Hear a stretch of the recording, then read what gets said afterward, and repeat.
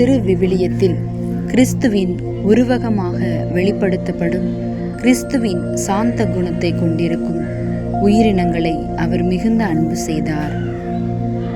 பாவிகளை மீட்பதற்காக தன்னையே மரணத்திற்கு கையளித்த மிகுந்த சாந்த குணமுடைய செம்மறியாம் கிறிஸ்துவின் நினைவாக வெட்டுவதற்கு கொண்டு செல்லப்படும் ஆட்டுக்குட்டிகளை பலமுறை மீட்டிருக்கிறார்.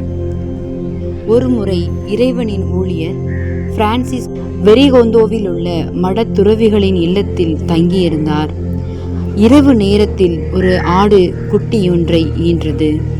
அங்கிருந்த கொடிய பெண் பன்றி ஒன்று தனது அகோர பற்களால் அந்த மாசற்ற உயிரை கொன்று போட்டது. இதனை கேள்விப்பட்ட அன்பு தந்தை பிரான்சிஸ் பெரிதும் வருந்தினார். மாசற்ற செம்மறியாம் இயேசுவை நினைவு கூர்ந்தவராய் தமக்கு முன்னால் இறந்து கிடந்த ஆட்டுக்குட்டியின் இறப்பு குறித்து வருந்தி பேசினார். கிறிஸ்துவை மனிதருக்கு உருவகப்படுத்தி காட்டும் ஆட்டுக்குட்டி சகோதரனே, வேதனை அடைகிறேன். உன்னை கொன்ற அந்த தீய மிருகம் சபிக்கப்படுவதாக.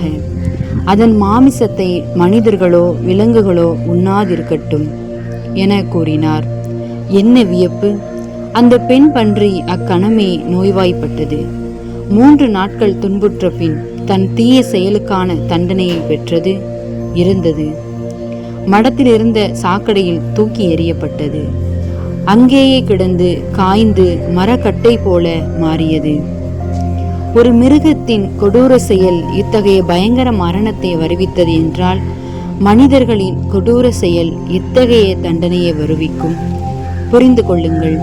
அவரது வியக்கத்தக்க பக்தியும் வழிந்தோடும் இனிமையும் கொடூர விலங்கினங்கள் கூட அவருக்கு உரிய மரியாதையை அளிக்க செய்தனர்.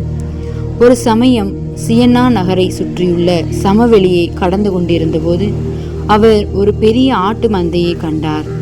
மகிழ்ச்சியுடன் வணக்கம் செலுத்தினார். அது அவரது வழக்கம்.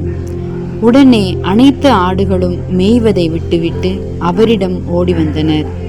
தங்களது தலையை உயர்த்தி கண்களை அவர் மேல் பதித்தனர்.